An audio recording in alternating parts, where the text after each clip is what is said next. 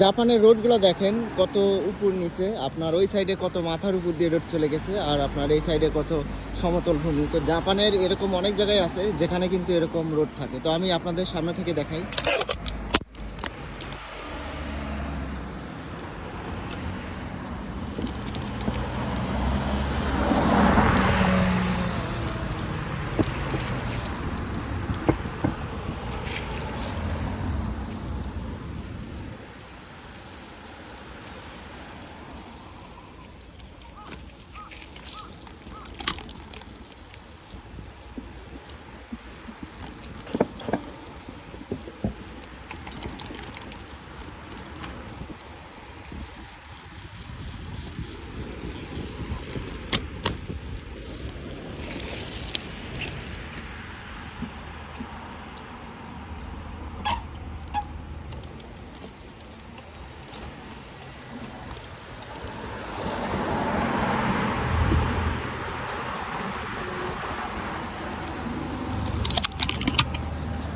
এখানে আপনার রাস্তাটা কিন্তু অনেক উঁচা, যার কারণে এখানে সাইকেল নিয়ে যাওয়া সম্ভব না। এবং রাস্তা পারাপারের কত একটা সুন্দর সিস্টেম দেখেন।